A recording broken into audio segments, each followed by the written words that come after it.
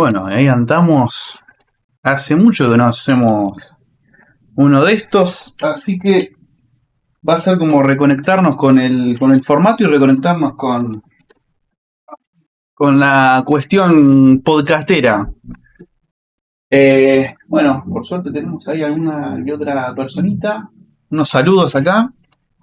Antes de seguir, me gustaría presentar al invitado de hoy. Tenemos acá a Roberto Girolami. Hola Andrés, hola gente, ¿cómo están ustedes? Bien, tenemos una presentación muy bonita que acá le dice como una carta. Wow. Y le voy. A ver, tenemos desde el campo de la educación y la reflexión filosófica, llega a Radio Cápsula un invitado con formación pedagógica y una práctica sostenida en contexto de alta complejidad. Actualmente retirado de la docencia formal, su interés ha sido y sigue siendo desarrollar espacios de pensamiento crítico sobre los vínculos sociales, las formas de acompañamiento en entornos de profunda desigualdad, contención y transformación. Hoy nos acompaña Roberto para reflexionar sobre el rol del humor, su evolución a lo largo del tiempo y su potencialidad de expresión en contextos diversos. Me imagino a la gente diciendo, ¿y este bicho? ¿De dónde sacó ¿De dónde a esta sacó? persona? ¿Qué es todo eso? Bueno, para eso está el contexto y la presentación para que diga, sale de acá. Bueno, ahí está, hola. ¿Cuántas etiquetas? Sí, ¿viste? ¿Cuántas etiquetas? En algún momento lo voy a tener que dejar de hacer porque es muy vendehumo, me parece, pero bueno, queda bien, qué sé yo. Bueno, el tema de hoy, el humor. Estuvimos dándole varias vueltas a cómo encararlo, varios invitados estuvieron pensados también para el capítulo, y cuando me empezaste a proponer un tema o una perspectiva distinta de cómo tratar la parte del humor, no tanto desde el lado que lo conocemos hoy en día, sino que del lado más histórico o general, con una perspectiva más amplia y no solamente desde el humor que te hace reír, dije, me parece que es material para Radio Podcast y es material para también ver qué podemos charlar por ahí. Porque... Sí, ciertamente yo te decía, mira, yo no sé hacer humor, pero sí podemos reflexionar, ¿no? O sea, podemos someter a la reflexión esta temática, ¿no? Una temática que atraviesa la humanidad, porque finalmente el ser humano es el ser que ríe, ¿no? No sé si alguna vez pensamos, la risa es propiedad de quién, ¿no? Así que como el habla, como el pensamiento, la risa es propio del ser humano, ¿no? Pero ciertamente no soy un actor. Cuando he escrito algo sobre que tenga que ser cómico, he acudido a alguna que otra ayuda. Admiro a la gente que pueda hacer humor, que lo tiene naturalmente, porque forma parte de un aspecto creativo también, ¿no? Que no todos lo tenemos, ¿no? Así que una de las tantas artes, podríamos decir también. Sí, tiene que ver mucho con la creatividad, tiene que ver, o sea que es un misterio, ¿no? El humor en parte, porque tiene muchas funciones y no siempre necesariamente la gente que hace humor es gente alegre, ¿no? O sea, uno por ahí tiene la pegativa de decir, bueno, qué tipo alegre, ¿no? Y no necesariamente, ¿no? Porque el humor es también un arma, es también una acción, ¿no? En la historia. Es también una defensa en muchos casos, ¿no? Y es muy espontáneo y verdadero en otros tantos casos, ¿no? Así que conocemos la función del humor desde distintos lados, ¿no? El lado político, el lado de la salud, el lado de la enfermedad, y el lado de la diversión, de lo lúdico.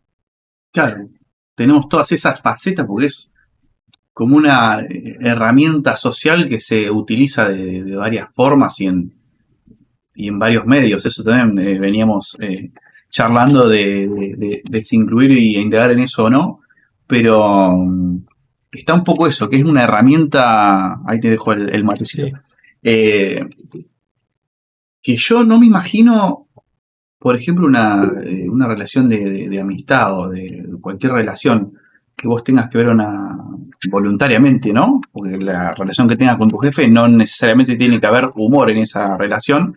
Si hay, la hace mucho mejor, pero si no la hay, no es necesaria. Pero en una relación voluntaria que vos veas a una persona porque querés, y si no hay un humor que se comparte ahí, la veo una relación, no sé, como incompleta.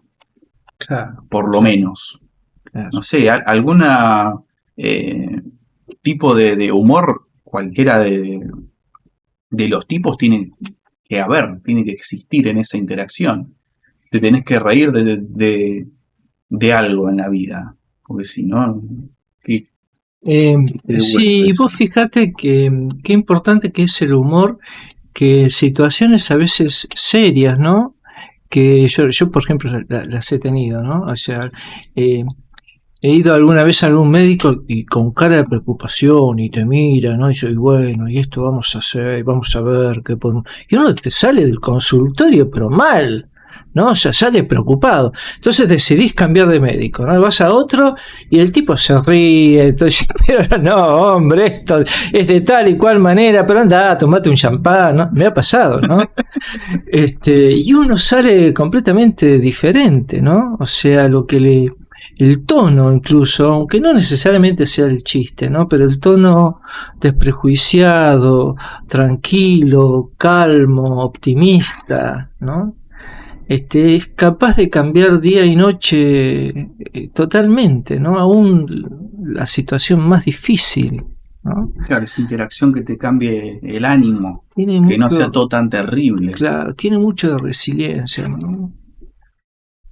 Vos fijate que en estos días yo veía algunos videitos en Israel que está siendo bombardeada y mostraban cómo cantaban, ¿no? Cómo educaban a los chicos en las partes subterráneas y todo lo demás, afuera de los estallidos de bomba, y ellos cantando y haciendo juegos. Y uno dice, bueno, es un modo, ¿no? de bajar semejante tensión, ¿no? Después vamos a ir viendo qué relación tiene esto con lo que somos, ¿no? Pero fíjate que incluso la palabra humor, ¿no? Originalmente el humor viene de los humores, ¿no? Los líquidos, ¿no? Y así era entendido en la vieja antigua Grecia y Roma, ¿no? Eso tenía que ver con la medicina hipocrática, se refería a líquidos, a fluidos, ¿no? Eran los humores corporales. La sangre, la flema, la bilis amarilla, la bilis negra, ¿no? Entonces se creía en esa época que ese equilibrio entre estos humores era lo que determinaba el estado de salud, ¿no? Tanto física como emocional de una persona. Entonces se hablaba de tenés buen humor o mal humor, pero no se refería a si sos gracioso o no, si contás un chiste o no, sino si estos líquidos estaban en una armonía, en una proporción adecuada, de forma que pudiera haber salud física o salud emocional, ¿no? Entonces sí, depende, ¿no? A veces si este humor se refería puramente a la sangre, había determinadas cualidades que salía de ahí, ¿no? Entonces decía temperamento sanguíneo, ¿no? Entonces, ¿y cuáles eran estos temperamentos sanguíneos? Que hoy en día también si bien se ha dejado la sangre. Claro, se ha dejado un poco todas estas teorías de lado, pero mira, yo recuerdo de haber hecho algunos cuestionarios en la secundaria con los chicos para determinar qué temperamento tenían, ¿no? Entonces muchos eran justamente sanguíneos. ¿Las cualidades cuáles son? Alegre, optimista, ¿no? Es el bromista, ¿no? Generalmente es un tipo de persona que es rápidamente excitable, pero se olvida rápidamente. No es tan excitable frente a un insulto o cualquier cosa, pero puede inmediatamente lo olvida. Son alegres, optimistas, ¿no? Los de la bilis amarilla eran los coléricos, ¿no? Estos que son los iracundos, los enérgicos, ¿no? Y los que te putean cuando vas en el Sí, tráfico, sí, sí. dale, apurate, pelotudo. Rápidamente excitable, ¿no? Pero se les pasa enseguida. Después estaba la bilis negra, ¿no? Todos los melancólicos, ¿no? Entonces, más bien apagados, tristes, pero muy reflexivos, ¿no? Bueno, poéticos, soñadores. Y los flemáticos, ¿no? Si es flemático, ¿qué es? ¿Qué es la palabra flemático? Calmo, apático, ¿no? Entonces siempre poníamos ejemplos, ¿no? El hombre que va por la ruta encuentra o un camino, encuentra un árbol tirado, no puede pasar. Entonces el sanguíneo se lo toma en joda, espera, empieza a trabajar y listo, y se olvida. Ya está, no tiene, mayormente no es un problema, ¿no? El colérico sí, para el colérico es un problema y va a tratar de sacar el árbol cuanto pueda y a las puteadas y lo que fuera, ¿no? El melancólico, que es triste y reflexivo, va a ser un poema y se va a sentir ahí desgraciado y todo demás. Y el flemático, nada, no hace nada, se queda tranquilo, toma mate y espera que alguien pase, ¿no? Ya, exageradamente estas cuestiones, ¿no? Tiene que ver también de algún modo con la forma como son excitables y respondemos, ¿no? Nosotros todos conocemos personas que se enojan rápidamente ante cualquier cosa y se olvidan. Y otros que tardan mucho en ser excitables y cuando se excitan, como los melancólicos, tardan muchísimo en olvidar y son muy rencorosos, ¿no? Y otros que pareciera que no los toca y son bastante indiferentes a todo esto, ¿no? Entonces de ahí viene esto, se relacionaba mucho estos humores entonces con un aspecto físico, te diría, corporal, que determinaba un prototipo de ser. Pero esto después fue dejado un poco de lado, no es una explicación del humor, es una explicación etimológica. Pero nosotros vamos a encontrar que hay humor en todas las personas, ¿no? Y en todos los temperamentos también. No necesariamente es prototipo de uno, ¿no? O sea, conocemos personas, qué sé yo. Imagínate Woody Allen. Yo no creo que Woody Allen sea una persona tan extrovertida, es una persona muy introvertida, ¿no? Y es un gran creador, ¿no? de humor. Y los hay también los muy extrovertidos, los hay en todos los temperamentos. Y tiene que ver con alguna cosa muy creativa, me parece, en última instancia, en una maleabilidad afectiva y del cerebro que no todos tenemos. Claro, está más aparejado a la creatividad y cómo expresás después esa creatividad. Por eso por ahí la frase de, bueno, vos no tenés sentido del humor, sí, pero es muy distinto al tuyo, capaz. Claro, podríamos darle estilo, como la vuelta. Es otro estilo. Por eso también hablábamos un poco de... me acuerdo que lo habíamos comentado cuando hicimos ese ida y vuelta de qué temática íbamos a tocar, que por ahí la gran parte del público que ve una misma situación trágica o triste se pone triste o puede llegar a llorar, pero no todo el mundo que ve la misma escena cómica se ríe de esa situación cómica. Eso también hablábamos de él. Sí, mira, yo imagino mucho el humor como un menú, ¿no? Un menú que es propio y es muy individual también, ¿no? Si hay algo que no es universal es el humor. Probablemente todos los seres humanos lloramos básicamente frente a lo mismo, pero nunca reímos frente a lo mismo. Esto es así. No es lo mismo un humor en Japón que un humor en Buenos Aires o en Chile o en Estados Unidos, ¿no? Creo que nos hacen reír cosas completamente distintas. Y como en un menú, viste, hay gente que rechaza determinadas cosas que dan asco y otro dice, no, ojalá yo pudiera comer tal y cual plato, ¿no? Creo que pasa lo mismo acá. Hay cosas que naturalmente de piel nos rechaza o no nos hace reír, ¿no? O sea, hay gente que todavía se sigue riendo si le encajamos una torta en la cabeza de crema y se mata de risa o con un meme o lo que fuera, ¿no? Pero otros no, absolutamente nada, ¿no? el humor de Lelutier no es un humor para todos. Y hay gente que solamente se va a reír con ese tipo de humor que parece más formal, más que pasa por el lenguaje, por el golpe del lógico,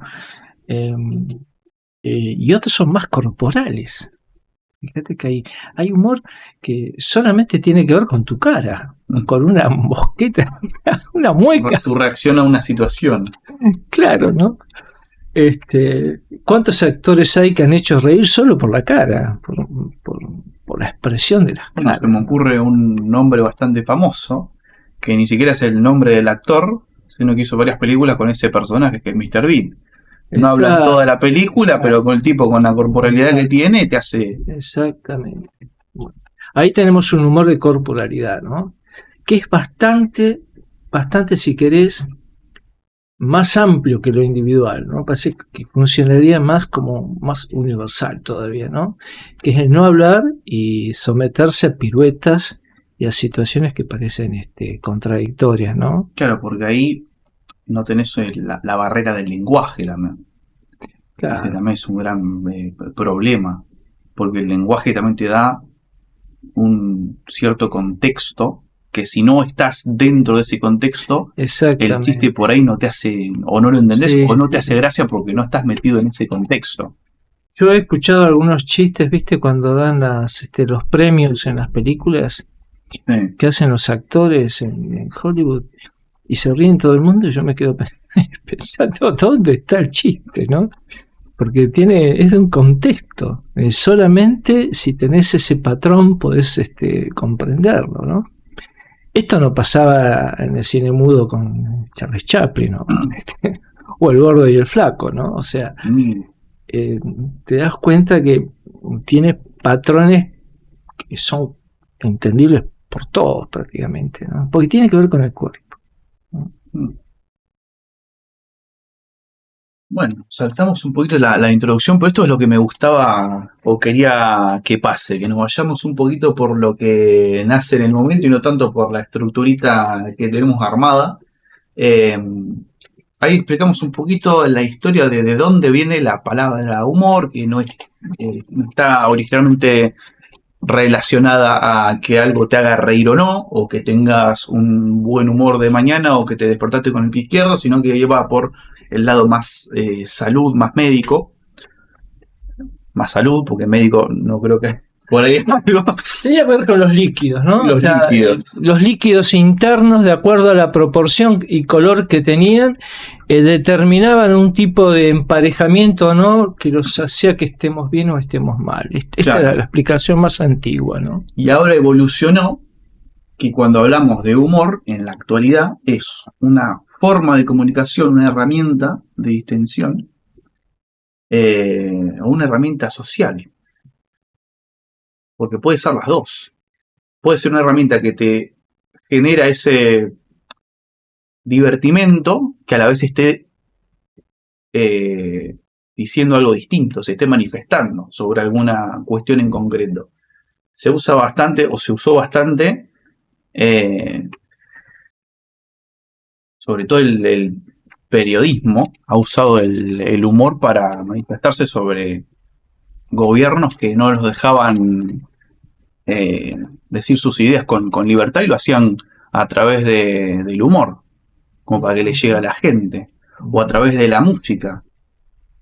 Eso también, se usó el arte, en este caso vamos a estar hablando del humor, pero también se usó el medio de la música para poder comunicar y manifestar una situación en la que uno claramente estaba en contra.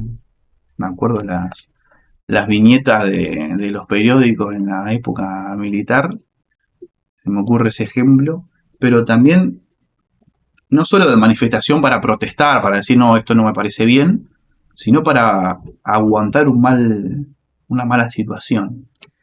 Mira, por ejemplo, Luis Buñuel, un famoso cineasta, él decía siempre que el sentido del humor es una manifestación de la libertad, ¿no? Él decía que es una forma de transgresión, de liberación cultural. Y a veces es estaba disfrazada de muchísimas formas para poder ser sostenida y permitida, porque aquí, por ejemplo, en los gobiernos militares había mucho humor de este estilo, ¿no? Yo recuerdo muchas tomadas y sketch de militares medios tontos, haciendo sketch, ¿no? Eh, con, ¿qué se llama? Con Porcel y con Olmedo, ¿no? Y también era un modo de transgresión, ¿no? También en las canciones, en muchas canciones de rock en aquellos años, estaba prefigurando como un grito de libertad escondido bajo formas metafóricas, ¿no? Eh, siempre, siempre el humor tuvo estas características, ¿no? Provocar la risa, eh, casi como si necesariamente tuviera que tener un significado también social como una forma de resistencia, ¿no? En esa parte me puse a investigar y lo primero que se me viene a la cabeza es de cuando tuvimos la lectura en secundaria muy buena de Víctor Frank, El hombre en busca de sentido, y me llamó mucho la atención un capítulo que no fue tan extenso, mira, no quiero exagerar, pero habrá sido de 3 o 4 páginas de todo el libro, y es lo que más me llamó la atención, o más me queda cuando sale el tema, y es que ellos, al estar en una situación tan extrema, donde no tenían ningún tipo de libertad de lo que se entiende hoy en día como libertad, que puedas ir a hacer lo que vos quieras y ni hablar ahí de decir lo que vos quieras, ni, no podías hacer nada, estabas a la merced de la voluntad de toda esa organización. Y cómo, sin embargo, en esa situación tan extrema, encuentran el lugar para reírse. Sí, Y de lo que se reían también. vos viste esta película que hoy hablábamos, ¿no? La película italiana La vida es bella. La vida es bella, ¿no? Una película que cuando fue hecha había muchas dudas de si no podía ofender, ¿no? A tanta gente que había pasado por situaciones así. Y esa misma gente también dio el ok, ¿no? De que todo lo contrario, era una reivindicación fuerte, ¿no? Porque la sátira pone en risa eh, lo que tiene de tragedia y trata de alivianar esas tensiones, ¿no? Con Víctor Frank, ¿no? Acerca del humor. Él, viste, escribió un libro, ¿no? El hombre en busca del sentido, ¿no? Y él cuenta que en los campos de concentración él y otros prisioneros usaban el humor como una forma de afirmar esta humanidad, preservar su dignidad, ¿no? Él decía, el humor más que ninguna otra cosa de la vida puede proporcionar una capacidad de sobreponerse a cualquier situación, incluso la más difícil. Y vos sabés que él, en el campo de concentración, había encontrado prisioneros que se habían propuesto todos los días contarse una situación humorística, ¿no? ¿No? Para poder seguir adelante, ¿no? Así que qué fuerte, ¿no? Qué fuerte que es eso, ¿no? Sí, con respecto a eso vi algún que otro ejemplito, porque no te imaginas vos qué podría ser. Y me acuerdo de uno que decía que tomaban como la voz de uno de los comandantes o de los que manejaban un poco la batuta de ese campo, y a algunos se les ocurrió decir eh, como si estuviesen en una situación ya fuera del campo que lo habían liberado y este tipo diciendo acción, acción, con la voz de el comandante. Claro, en ese contexto, no es jugártela porque te estás burlando de un alto cargo del lugar donde te están teniendo recluso. Claro. Y claro, era tener esa libertad al menos, de reírte de los otros que están ahí teniéndote en esa situación, digamos.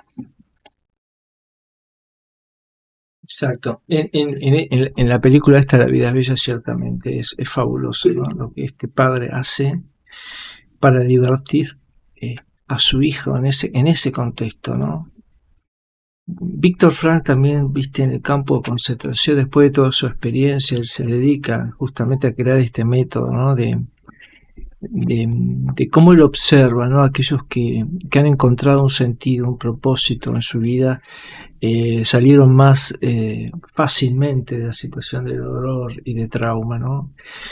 Y él habla de un humor paradójico, ¿no? O sea, dice que el humor ayuda a tomar distancia de los síntomas, ¿no? De los síntomas, hacerlos reír de los miedos, por ejemplo, en una forma controlada, ¿no? Y creo que el humor hace un poco eso, ¿no? Hace tomar distancia de lo que está siendo, de los que nos está comiendo por dentro como preocupación y que no podemos despegar. No solamente toma distancia, sino que hace una descarga energética muy fuertemente, ¿no? Por eso, digamos, es lo que pasa cuando se habla de humor negro, ¿no? El humor negro justamente lo que va a tratar es de tomar distancia de aquello que es catastrófico o provoca mucha angustia para hacer una descarga, ¿no? Y en ese sentido es permitido. Cierto, nadie podría decir que no podría parecer como una falta de respeto también, ¿viste? No hay una unanimidad al respecto, ¿no? Y no.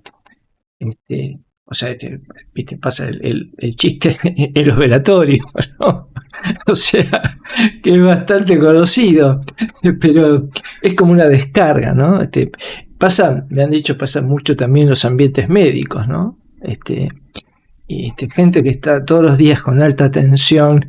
Y yo creo que sobre todo en ambientes médicos, que están todos los días viendo situaciones extremas de vida o muerte, prácticamente. Los que están en el medio de lo que es, ¿cómo se llama? Cuando estás en alto peligro, que te llevan a la... Claro, imagínate estar esperando, no sé, que llegue tubos de oxígeno o algún implemento para hacer una operación, entre la demanda de los pacientes, los familiares, el equipo médico que está tensionado entre distintos factores para sacar un buen resultado. Bueno, claro, ¿cómo el humor? El humor va a servir para liberar tensiones, y es muy, muy sano, ¿no? Ahora otra cosa es cuando, me parece a mí, viste, el humor, a fuerza de ser tan repetitivo, recae en un solo rasgo, ¿no? Entonces, generamos en aquellos que tienen ese rasgo una discriminación. Pregunto, ¿no? Recae en un solo rasgo. Claro, por ejemplo, los hablan gangosos, ¿no? Y entonces salimos todos a hacer risas sobre eso, ¿no? O de los que tengan un problema determinado físico, o de los llamados mongólicos, perdón, que viste, ya ha salido por alguien muy conocido que los ha criticado, y salen todos a decir, no, usted no puede decir eso. O sea, cuando determinados rasgos son extremadamente exagerados y llevados al humor, y esto se hace bastante habitual, bueno, para nada está bien, ¿no? Sí, tenés ahí un límite que puedes llamarle fino o no entre la ridiculización y el humor que pretende alivianar y hacer reír, porque después tenés, creo yo, lo que está disfrazado de humor pero que no es humor, que es la burra al otro y pasarla bien con el otro. Exacto. Eso no, y eso es... Podemos usar un rasgo, ¿verdad? Para reírnos juntos, o sea, vos tenés un rasgo físico y yo no, y podemos hacer una broma sobre este rasgo. Ahora, otra cosa es que vos seas objeto de burla con ese rasgo, ¿no? Entonces, ahí cambian las cosas cuando el objeto es la persona y no el rasgo, ¿no? Y ahí también tenés que tener en cuenta el contexto, volviendo al ejemplo de los médicos. Si vos a la familia está preocupadísima y te pones a hacer chistes de la situación y todo, por ahí el contexto estaría bueno leerlo y ver si va a caer bien o no, o si la risa es para descontracturarte a vos que estás nervioso o a la familia que está muy tensa. Ahí siempre el objetivo tiene que ser, si vos le querés hacer algún bien en comunicarle a la familia alguna cuestión, tener muy en claro que el chiste es para la familia, no para vos. Porque si el objetivo tuyo es aliviar tus nervios, y te va a salir capaz que una cuestión que puede ser hasta bueno, ofensiva, hiriente, que ahí se empieza a desvirtuar por ahí la parte del humor. O sea, el otro te lo tiene que permitir también. Después tenés el humor más inocente, que es también, entre comillas, boludeando a un tercero, que ese, bueno, no me parece tan grave, pero no es... pero no está bueno que sea el objeto principal de burla tampoco, porque deja de ser humor y pasa a ser ridiculizar y reírnos de algo y no reírnos con algo. Sí, sí, tal cual. Mira, sobre todo cuando empiezan a hacerse chistes de tal y cual cosa, ¿no? Entonces ya es como que el eje, los chistes de los negros, los chistes de los judíos, los chistes de los discapacitados, ¿no? Y son las seguidillas. Bueno, entonces ya ahí tenemos un problemita, ¿no? Otra cosa es reírnos con ellos, ¿no? A mí me ha pasado, ¿no? He estado con estudiantes que uno tenía problemas de parálisis en los brazos y el otro ciego, ¿no? Entonces me invitan a comer pizza. Entonces el problema era clavar los platos, porque como hacía, uno no los agarraba y el otro no los veía. Digo, che, ¿yo qué hago en el medio de ustedes dos acá? Díganme, a ver, enséñenme, ¿no? Entonces nos reímos los tres, ¿no?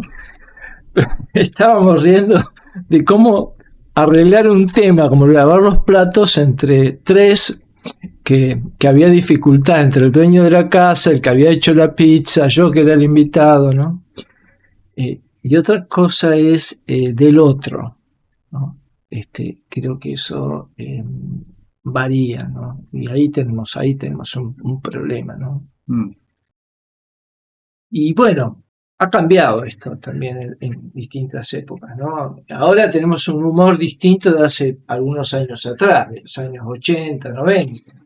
Por suerte va evolucionando, o por desgracia. Es así. No sé si categorizarlo.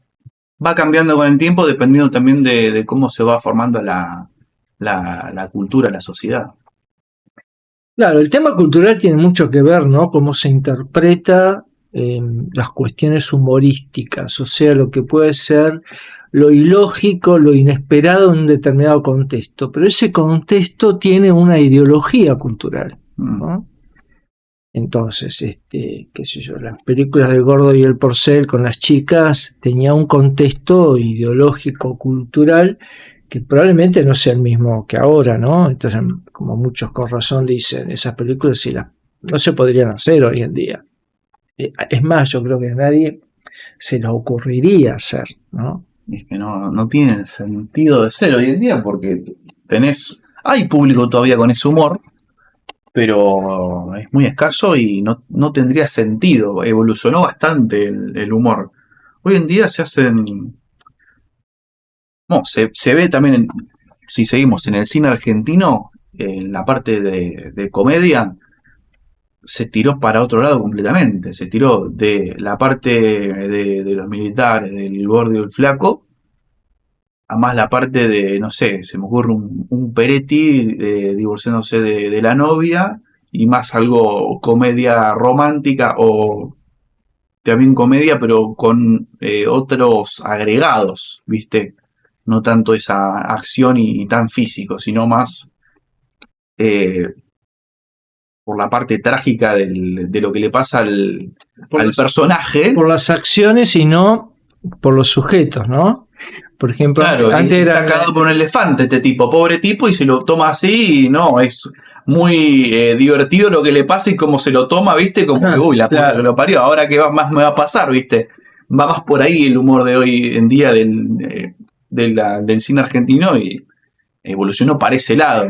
Que vos fíjate también que el contexto de esos años, ¿no? Eran años de probablemente fuertes represiones de tipo sexual con respecto a todas esas temáticas, y entonces saltaba de alguna manera inconscientemente en tomar a las mujeres en la parte del cuerpo y todo esto como objeto, ¿no? Entonces medio como una manera de cosificar a las mujeres y generar alguna que otra cuestión cómplice de guiño erótico, así liviano, pero que lo asumía la mujer como si fuera un objeto, ¿no? De todas las cosas, barbaridades que podían decir los hombres en esas escenas de humor. Hoy han cambiado los contextos. Ahora vos fijate que los paradigmas siempre hay, en los cambios no es que se dan de un día para otro, suelen coexistir un poco de lo viejo y lo nuevo, ¿viste? Entonces todavía sigue habiendo críticas o rechazo. ¿Por qué? Porque no está del todo tan claro tampoco el tema, ¿no? Entonces vos conocés obras que por ahí aparece en una obra de teatro un homosexual y alguien lo carga, o en los papeles o en los guiones aparece tal y cual cosa, y hay actores que dicen, no, esto no puede ser así, por esto. Y hay problemas a veces en que la obra siga, o en cambiar el guión, o si esto no es una discriminación o no. O sea, tenemos todavía estos temas, ¿no? Yo entonces aparece del lado de la no censura. No podés. Claro, entonces aparece otro y dice, bueno, pero entonces hacemos Gaby, Fofó y Miliki y nos dejamos de joder con la forma de humor. O sea, no podemos hacer humor de nada. Y ahí tenemos esta coexistencia de paradigmas nuevos y viejos, ¿no? En que de qué manera se pueden implementar sin caer en heridas, y si es permitido y hasta dónde y cómo, y en dónde hay humor ahí, de cómo se trata, ¿no? Es una cuestión todavía delicada, a veces aparece.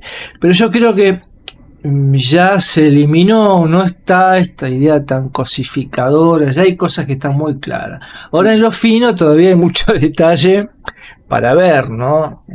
Cada situación hay que verla con los demás.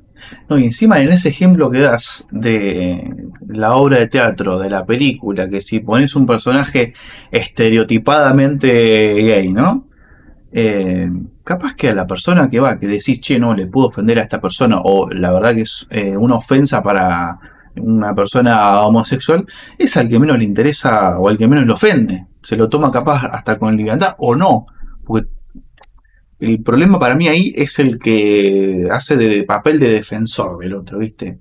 Y no es que te esté afectando a vos directamente, sino que está defendiendo a otra comunidad o a un tercero. Bueno, capaz que no es tan así como vos lo estás defendiendo, te lo estás magnificando de tu lado, capaz que del otro es como que no. La verdad que a mí yo tengo completamente claro que un gay no necesariamente tiene que hablar así o tiene que estar detrás de cada hombre que ve, viste, que es como el estereotipo. Entonces, bueno, me río del estereotipo y ya está, no sé. Sí, es verdad. Aparte, creo que la misma persona debe tener voz y voto en eso, ¿no? Bueno, pero también, viste, el humor siempre tuvo esto de que puede haber gente que se ofenda, ¿no? Las sátiras, el humor irónico, forma parte también del juego de ese menú que no todo el mundo le cae bien, ¿viste? Que el que a uno hace reír, al otro lo hace dar arcadas, forma parte, porque somos este espejo, ¿no? Quebrado, que nos devuelve una imagen, una multiimagen, y algunas pueden ser muy filosas, ¿no? Pero imagínate en lo político también, ¿no? Cómo puede ser un humor así, como a muchos les da una energía terrible y a otros dicen, no, pero ¿cómo puede decir eso? ¿No? Claro, Tal cual, terrible cosa, ¿no? ¿No? En estos días, con lo que está pasando en Argentina, ¿no? Sí. El otro día veía un meme de un meme que estaba Cristina con las rejas, ¿no? Y decía, tené cuidado con quien te llamaba por teléfono, ¿no? Entonces de abajo decía Cristina, te llamo para decirte que te sacaste un auto importado 0 kilómetros, ¿no? Entonces es un llamado de la cárcel de Cristina que sigue afanando, ¿no? Tené cuidado porque te vas a ir afanando, ¿no?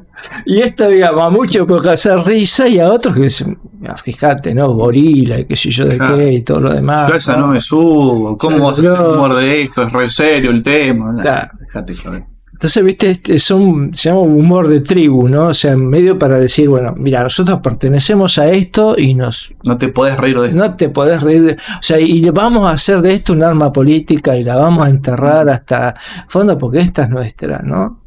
Y de esto existen en todos lados, ¿no? O sea, con los judíos, ¿cuántos se han hecho con esto de que son son agarrados con la plata? Agarrados con la plata, ¿viste? Y se han hecho montones, ¿no? Por eso es esto del muro de los lamentos, ¿viste? Con los árabes y los judíos, porque están llorando los judíos porque no le pagaron la medianera del muro, ¿no? Esta vieja broma, ¿no? Porque, o sea, así tomando un rasgo, ¿no? Y exagerándolo hasta el humor, ¿no? O sea, haciendo ironía, sátira, ¿no? Claro, yo creo que lo divertido o lo que te hace reír de ese tipo de humor, ya sea el humor negro, el humor absurdo o el que se ríe por ahí de una comunidad, es que toma ese rasgo y lo exagera hasta el punto de que lo hace no verosímil. Es irreal una persona así. Por eso vos te reís, porque es como que muy exagerado. No hay una persona que esté todo el día pensando en la plata y en cobrarte las cuestiones como, viste, todos los jodidos. O no están, bueno, lo mismo que ponemos el ejemplo de los homosexuales, todo el día pensando en otro hombre y en encamarse con cualquiera que se pase. Es una exageración, y porque es tan exagerado es porque uno se ríe. Es como que, bueno, es un montón, pero esa es la gracia, que es incorrecto también lo que estás escuchando. Por eso uno se ríe, porque si lo divisaras como correcto, digamos, que es como que... Pero vos fíjate que este tipo gracia. Este tipo de humor tan exagerado que termina siendo un patrón de conducta, ¿no? Un patrón de humor de tribu, nace también de algún tipo de prejuicio, ¿no? Mira, claro. Yo trabajé mucho con los gitanos, ¿no? Y he conocido muchísimos mitos y muchísimos prejuicios basados en su historia, ¿no? O sea, que todos roban, que les roban los chicos, que todos mienten, que todos, bueno, ¿no? Que todos son delincuentes, ¿no? Incluso hicimos algún tipo de estudio en el cine, incluso películas muy antiguas ya aparecen en los guiones como que son los que van a salir a robar o van a salir a ser delincuentes, ¿no? Y yo conozco esta práctica de trabajar con ellos, de entrar en sus hogares, de ayudarlos para que los chicos se puedan ir a la escuela, se puedan educar, tener los derechos básicos de salud y vivienda, etcétera. Y ciertamente en la proporción hay exactamente la misma que los que no son gitanos, o sea que pueden mentir, estafar, y buenas y malas personas, ¿no? Se toman determinados rasgos y se exageran a lo máximo, ¿no? Y sobre todo en esos pueblos que aparecen como extraños a la cultura. Por ejemplo, los gitanos, un pueblo que tiene himno, tiene bandera, tiene una lengua, pero no tiene territorio, ¿no? No tiene un país. Y son una nación, la nación de los gitanos, pero sin territorio. Y no es que están buscando un territorio, son nómades en todo el mundo, ellos sostienen la libertad, por eso viven con pocas cosas y acumulan cosas chiquitas, porque están acostumbrados a levantar e irse, ¿no? Venían de las carpas, acá en nuestra ciudad, hasta no hace muchos años vivían en carpas, así que viven con muy pocas cosas. Y entonces, cuando van a otras ciudades se los ve como extraños. Entonces cuando empieza a ver en esas ciudades los robos habituales son adjudicados a estas personas, ¿no? Me ha pasado conocer gente que ha hecho denuncias porque les han robado o tomado una propiedad y cuando va la policía, va y entra y rompe casas, buscando y haciendo allanamiento de casas gitanas, pues se dan cuenta que no era esa casa, era otra, ¿no? Pero porque ahí había gitanos y tenían que ser ellos, ¿no? Entonces, sobre determinados prejuicios y cosas se toman, se hace humor, se hace el humor incluso sería lo de menos todavía, se provocan discriminaciones. Para la filmación de algunas películas que hemos visto en televisión sobre las cárceles y demás, famosas y miniseries, hubo llamados a personas que fueran gitanas. ¿Para qué? Para hacer papeles justamente dentro de la cárcel del tipo de perfil que ellos buscaban. O sea, identificaban determinados perfiles solo con ese tipo de población, ¿no? No que fueran actores, que fueran gitanos, ¿no? Lo cual implicó denuncias a INADI y todo lo demás. Esto creo que es lo importante, ¿no? A veces el humor toma o ridiculiza algo o nos hace conocer por debajo un problema de tipo social. O sea, es también portavoz de lo que estamos viviendo. En ese ejemplo de que buscan directamente el prejuicio del gitano para hacer la grabación que tenía que hacer una persona a la droga, ponele, le pasó también a Darín en la entrevista que muy famosa con Fantino, que decía que lo querían para un rol, claro, buscaban al latino para que haga de narcotraficante. Bueno, pará, ¿por qué ese estereotipo de que tiene que ser latino para que sea narcotraficante? Entonces dijeron, no, dijo Darín, no, yo no me presto para eso. ¿Por qué tiene que ser sí o sí de esa característica del personaje? Y bueno, así es como la visión también como cambia en otros países de cómo ven acá a Latinoamérica, ¿viste? También. Sí, se exagera mucho, ¿no? El tema, por ejemplo, a mí me tocó mucho el tema del prejuicio sobre las dotes, ¿no? Los casamientos entre los gitanos y las dotes que se piden, que es algo muy, muy antiguo, viene de muchos siglos atrás. Y vos fíjate que eso hoy en día no se discute entre gente que son príncipes y reyes y todo lo demás. Sin embargo, solo por el hecho de conocerse y casarse pasa un montón de dinero de una mano a otra, ¿no?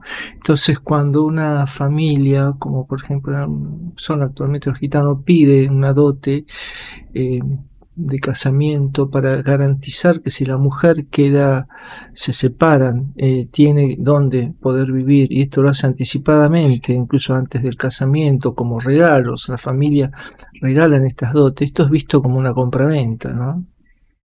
Imagínate que esto no ocurre entre las familias que se hace, ¿no? De cuántos vienen y cuántos no vienen, y nos casamos ¿no? Y nos pasamos. Y sin embargo eso no aparece con la palabra dote, ¿no? Y sobre esto entonces se construyen mitos, frases hechas, se discrimina. ¿A qué llamamos dotes? Dote es el regalo que haces, por ejemplo, puede hacer la familia del varón al de la mujer, sí, en el hecho del casamiento, ¿no? Entonces tiene una dote, entonces da dinero a la familia de la mujer, ¿no? Forma parte también de los regalos de casamiento, ¿no? Pero está hecho que no es una compraventa, está hecho como un símbolo para que no quede la mujer también desamparada en caso de separación y demás, que es propio de esa cultura, ¿no? O sea, nosotros no pensamos así. Claro. Pero esto si sale en revista cara entre gente conocida y de muy alta clase, no es vista de la misma manera y no hay mucha diferencia al respecto, ¿no?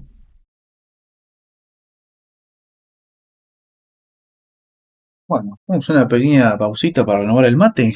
Dale. ¿Te parece? Dale. Bueno, Bien. Ya volvemos. Acá veo que estuvieron mandando acá saludos. Roberto, qué grande.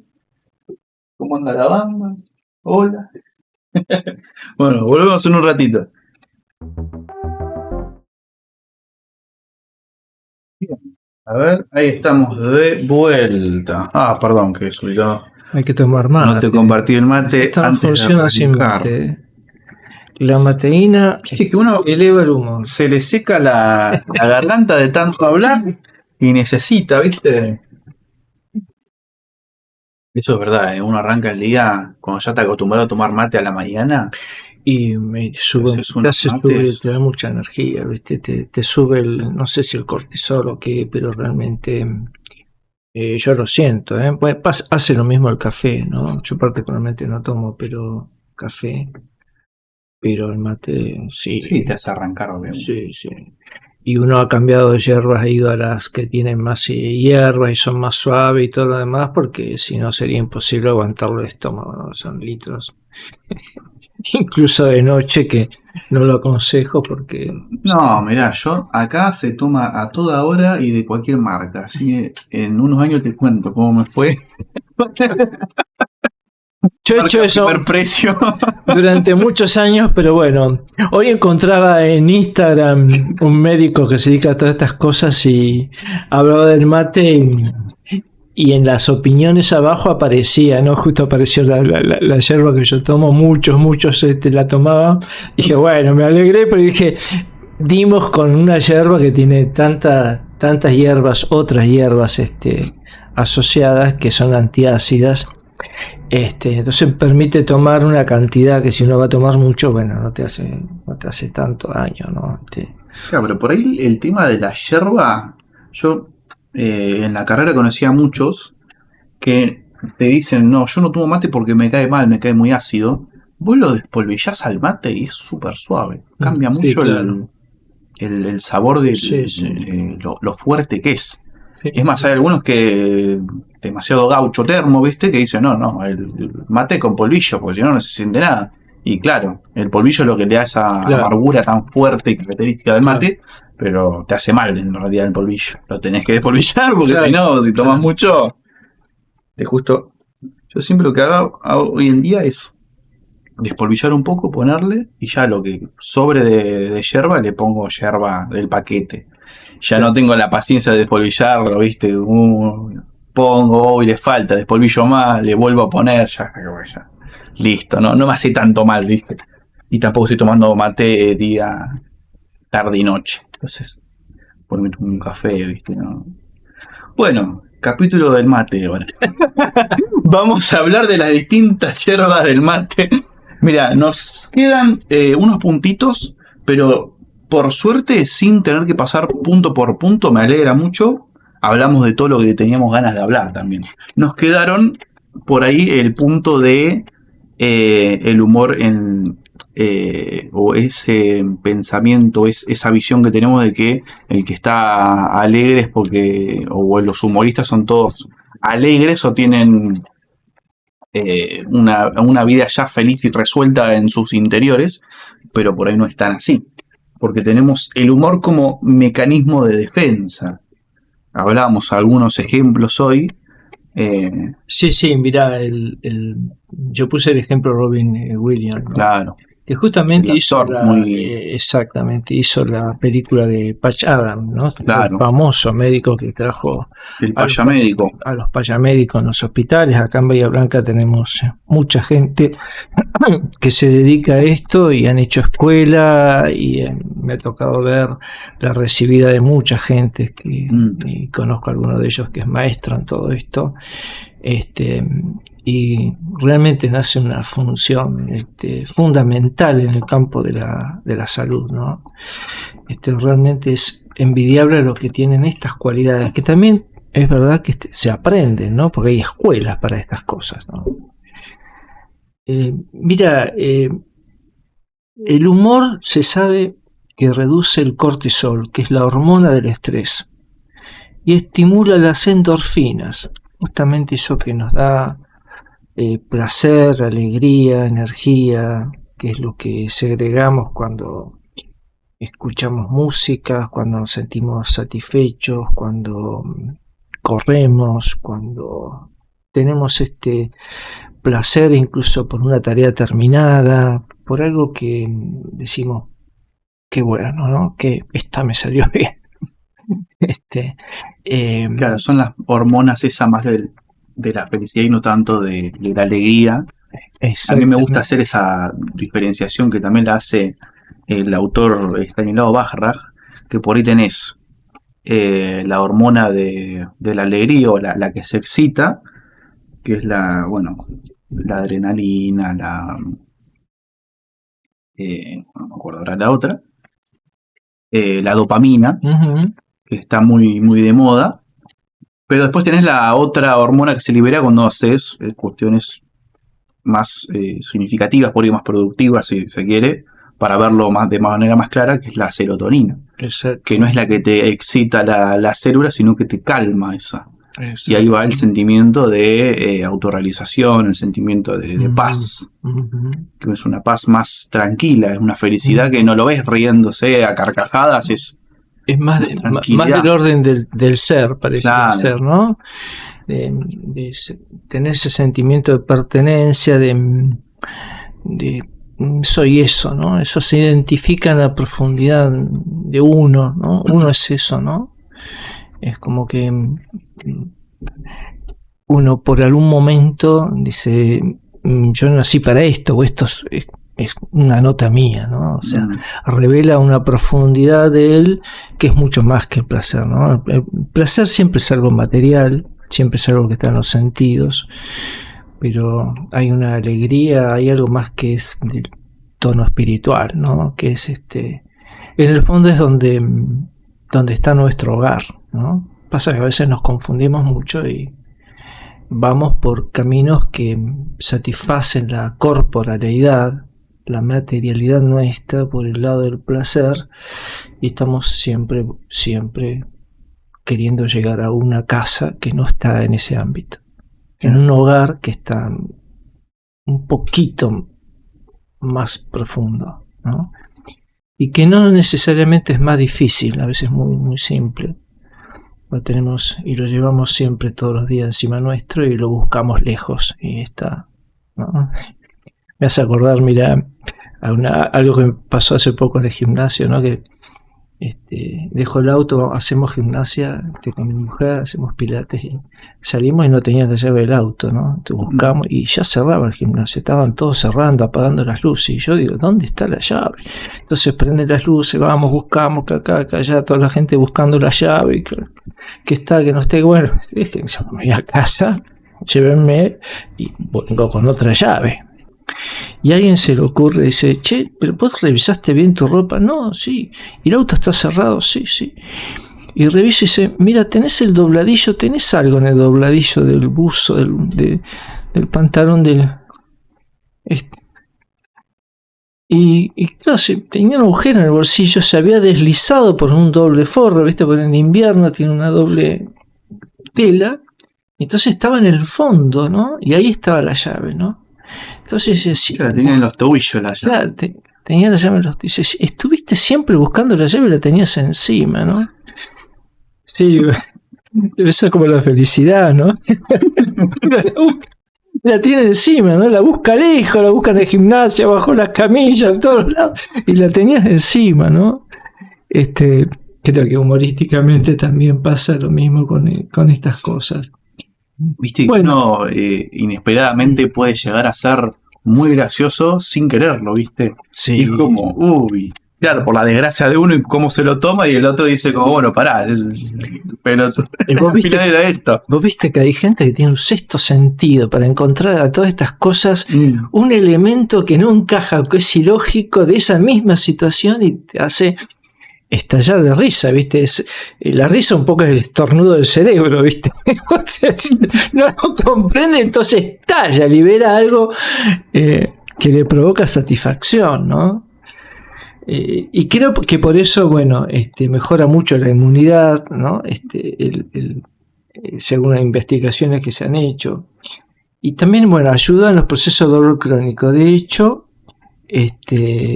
muchas clínicas han incorporado el humor como parte de sus programas, ¿no? Se llaman hospitales de la risa, ¿no?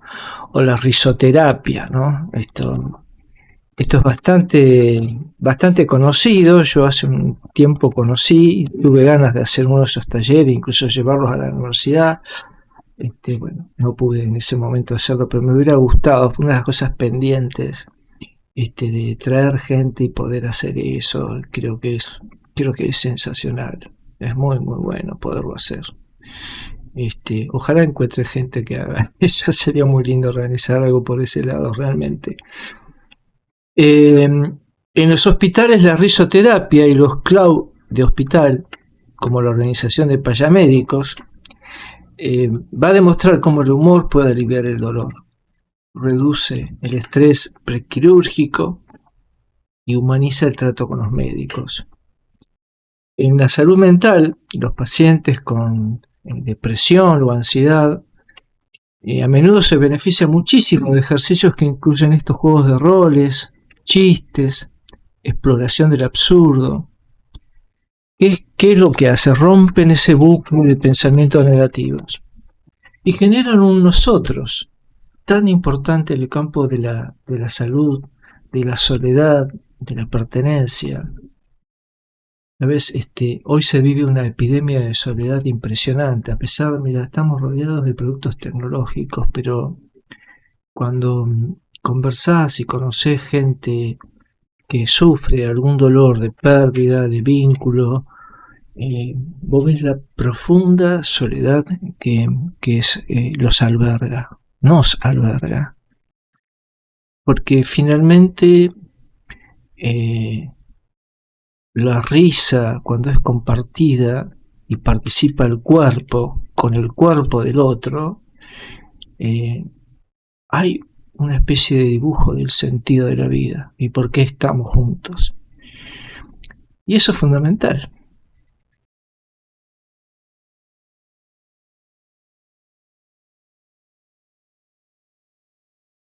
Yo creo que una pausita estaba buena ahí para. Y yo creo que también es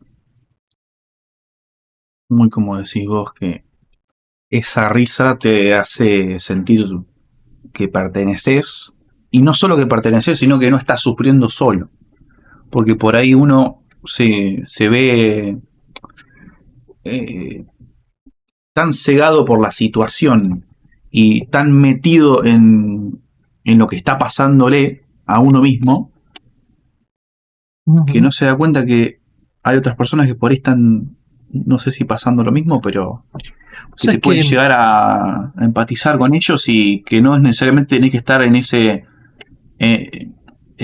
círculo o sintiendo siempre lo mismo. Pasa que es complicado salir de ese círculo. Es que reír, vos sabés que no niega el dolor, lo transforma, ¿no? Porque si reír es negar el dolor, estamos complicados. Estamos muy complicados. Si reír es negar el dolor o escapar del dolor, estamos complicados. Claro, no lo tapa.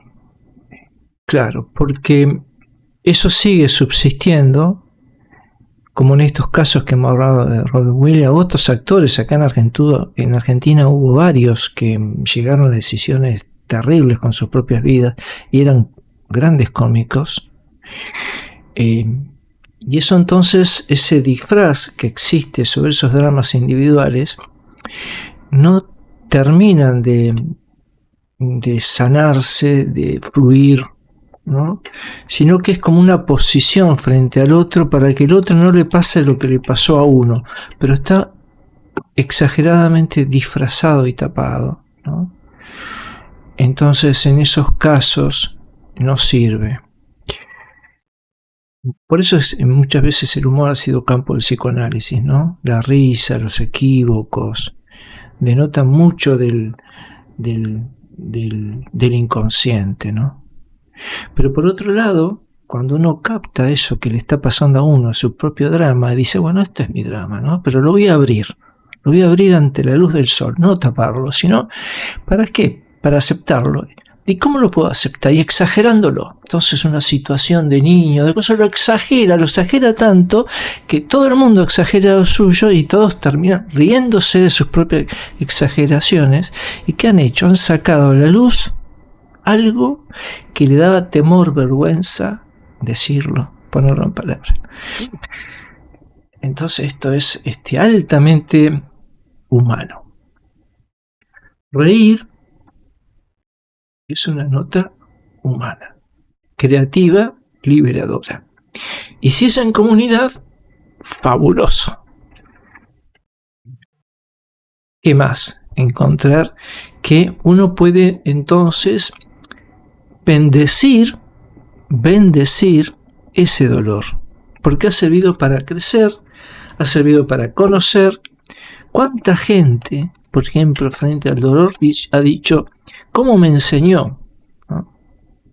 Pero cuando lo ha abierto, lo ha explorado, lo ha compartido, lo ha reído, le ha dado mucha forma, no solamente en forma de bromas, ha hecho pintura, ha hecho arte, ha hecho poesía.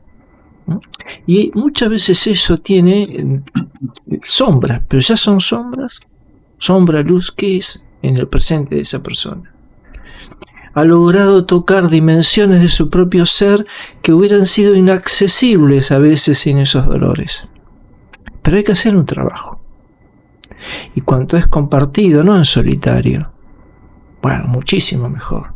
Si es pintando, si es en teatro, si es riéndose, si es cantando, ¿no? El arte es profundamente liberador. Y en este sentido hablamos de arte como hablamos de humor como un aspecto creativo. Yo profundamente envidio a la gente que tiene esta capacidad de hacer reír, ¿no? Una vez me dijeron, ¿no? Si tuvieras un poder grande, ¿cuál sería?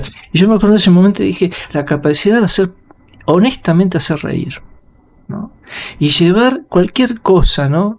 Pero cualquier cosa real y dolorosa, no mentirosa, llevarla al humor, que nos podamos hablar sobre ello, riéndonos con respeto, no poniendo al otro como objeto de desprecio, ¿no? Sino en su exageración y la exageración de cada uno de lo que le produce dolor, poderlo hablar después, ¿no? Hablarlo entre todos. Y que sea un diálogo amoroso, después reflexivo. Entonces la risa permite abrir una luz nueva, un nuevo significado, ¿no? Entonces, ¿qué es mi vida con eso, ¿no? ¿Qué yo he aprendido? Mirá cómo me he reído, mirá la obra que he hecho, mirá lo que he pintado, mirá lo que he cantado, mirá lo que he escrito, mirá lo que he imaginado, mirá cómo la aceptación de esto me ha llevado a conocer a otras personas con lo mismo y hemos compartido, reído y bailado. ¿Y eso ha eliminado todo el dolor? A veces, en gran parte sí, ¿sabes? Porque a veces logra resultados impresionantes en el aspecto somático, ¿no? Por esta unidad psicosomática, emocional, espiritual que tenemos, logra transformaciones que son espectaculares, que los médicos todavía no encuentran explicación. Otras veces no. Otras veces disminuye y está en la aceptación y se sobrelleva muchísimo mejor. Claro, le quita peso a esa situación. Le quita peso. Además, el humor en esa situación, en vez de estar uno siendo el principal actor de esa tragedia, se convierte en, bueno, te da otra perspectiva y te convierte en actor de algo más ligero y de una comedia. Entonces ahí tenés otra manera de ver tu situación, que por más que sea objetivamente desfavorable para uno, no necesariamente tiene que tomárselo uno a la tremenda, a lo terrible, por más que sea una situación que uno al principio se vea trágica. Se me ocurre también con el tiempo situaciones en las que uno se vio muy triste porque no podía lograr tal cosa o porque no podía tomarse la situación de cierta manera, como que no lo podía procesar. Con el tiempo uno ve para atrás, bueno, te cagas de risa después. Mirá qué pelotudo, cómo me tomé esto, mirá que... Exactamente. Mirá que te vas a enojar por esta cuestión, y el tipo se enojaba. O sea que por eso yo digo, el humor en todo caso no es un escape del sufrimiento, sino que es un puente entre una herida y un nuevo sentido, ¿no? restablecer puentes, pero desde ahí, desde lo real que ha pasado. Entonces, uno deja de vivir en pequeños rincones, de mi problema, mi cosa, no, esta obsesión, ¿no? Y esto lo hace grande al humor. Yo siento admiración por toda la gente que hace humor y que nos ayuda a compartirlo y a hablar de un mismo tema, a veces riéndonos entre todos, porque se construye ese sentido, o sea, se ilumina, se pone a la luz también de los otros. Primero empieza a tener palabra y empieza a tener relajación, pero solamente el que tenga palabra y risa, ya han ocurrido un montón de cosas en nuestro psiquismo, en nuestro inconsciente, en nuestro cuerpo, ¿no? Y pensar, si sos creyente, ¿no? Cómo eso mismo, a la luz de un poder superior, es visto, ¿no? O sea, cuántas cosas, pues hablamos de lo psíquico, lo físico, lo emocional, lo espiritual, ¿no? Se empiezan a abrir dimensiones e interpretaciones de qué es lo real, ¿no? En eso que tanto nos ha hecho sufrir, ¿no? Cuánto de... ¿Viste? Porque el sufrimiento es lo que le agrega la mente al dolor, ¿viste? Hay dolores que... En esa mezcla, cuánto de real es doloroso de la situación y cuánto de percepción de la mente le sigue agregando, le sigue agregando. Por ejemplo, vos fíjate, ¿no? Muchas veces en la pérdida de alguien, de un familiar, o la pérdida de un trabajo, obviamente que hay dolor y hay sufrimiento. Pero ¿cuántas veces eso permanece durante añares y añares y añares, ¿no? O sea, una cosa es el dolor y otra cosa es el sufrimiento, que es lo que la mente le agrega, que es natural durante un tiempo.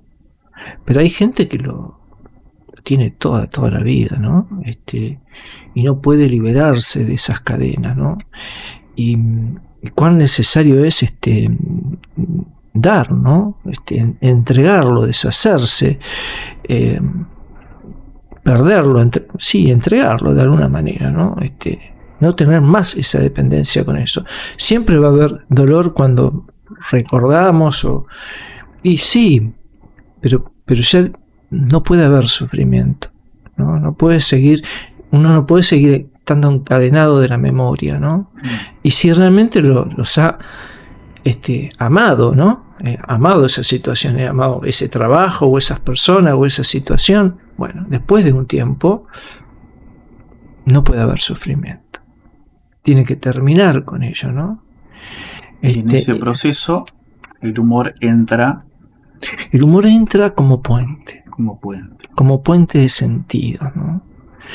Que lo tenemos que hacer, y en estos tiempos es difícil, en comunidad lo mejor posible, con otros lo mejor posible, compartiendo actividades, encontrando la gente que es para nuestra vida, que pueda vibrar con estas cosas, que nos permita soltarnos para reír, para hablar, para tener confianza, de poder poner nuestra palabra a eso que nos pasa, o los oídos a lo que les pasa al otro.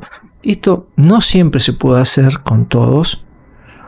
Es parte de nuestra búsqueda, es parte de nuestro deseo que estas personas lleguen a nuestra vida para abrir nuevos sentidos, nuevos conocimientos, ¿no? Y finalmente contestar la pregunta, ¿no?, tan filosófica, ¿no? ¿Quién soy yo? ¿Qué vengo a hacer a este mundo, ¿no? ¿Qué cosas me iluminan? ¿Qué cosas son herramientas? ¿Qué cosas me abren? ¿Qué cosas tengo que definitivamente dejar porque no aportan absolutamente nada? Y es una pérdida de tiempo y la vida es corta. Es un trabajo interno. Es un trabajo interno, ¿no? Y uno desea estar siempre acompañado de los mejores, ¿no? De las mejores gente que uno pueda llegar a la vida de uno. Y también sacar de la vida de uno a los que no son. No hay que tener miedo a la tijera porque ha estado mucho tiempo, bueno, nos fuimos. No, Por ahí hay gente que no es deseable, ¿no? Que esté con uno para estas cosas, ¿no?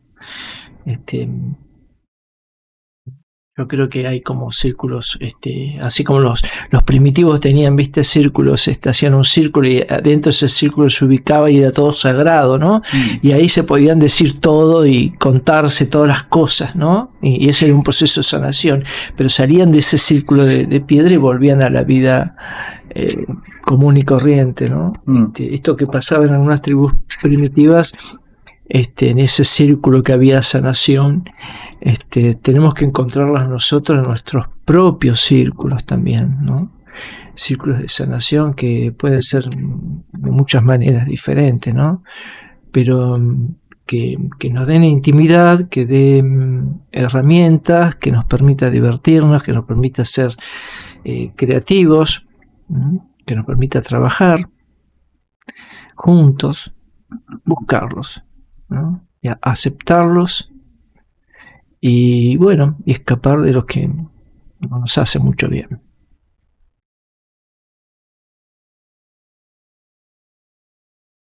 Creo que estamos bastante bien ya para terminar este capítulo lindo. Antes de que empecemos a hablar de religión, espiritualidad y más cuestiones más elevadas, yo creo que podemos terminar acá con el humor, porque ya hemos limado todos los aspectos y todos los puntos. Mirá, teníamos ahí una cuestión de redes sociales, pero me parece que ya lo hemos hablado bastante y ya creo que no tiene sentido volver a hablar, porque es como repetir los temas que ya charlamos. Así que lo vamos dejando por acá. Muchas gracias a toda la gente que se pasó por acá, que estuvo comentando, y los que estuvieron de fondo, que yo sé que estuvieron varios escuchando con el teléfono por ahí, que no podían escribir, pero escuchándonos de igual manera. Así que bueno, concluimos el capítulo 3, humor de Radio Cápsula. Muchas gracias por haber llegado al podcast, al fin. Y bueno, posiblemente si te gustó la experiencia, vayamos a compartir otro capítulo, espero. Cuando quieras, ¿Mañana? Bueno, gente, nos vemos la próxima. Y bueno, nada, no sé, ¿querés decir algo? No, si hubiera gente que quiera hacer preguntas o proponga temas, o ahora o más adelante, después alguna vez podés tomar preguntas que puedan dar origen a otra temática. Okay. Alguna vez me invitás, tomes preguntas de alguien. Sugerencias en los comentarios para futuros capítulos, gente, ya saben. Así que nada. Vamos cortando por aquí. Listo. Y mandamos un muchas gracias a todos los que estuvieron del otro lado. A todos los que escucharon esta radio cápsula y bueno, tuvieron la paciencia de escucharme, de escucharnos. No era un programa de humor, sino pensar, reflexionar sobre esto que es tan profundamente sanador. Pero que hay que tener cuidado con el otro, que el otro no lo enferme, porque las palabras hacen reír, pero las palabras también hacen llorar, y las palabras también matan. Las palabras matan. Así que es muy delicado el tema del humor. Me mata cómo se puede transformar en un programa evangélico de repente. Las palabras matan, huye del dolor. Bueno, gente, muchas gracias. Saludos a todos los que estuvieron viendo y hasta la próxima.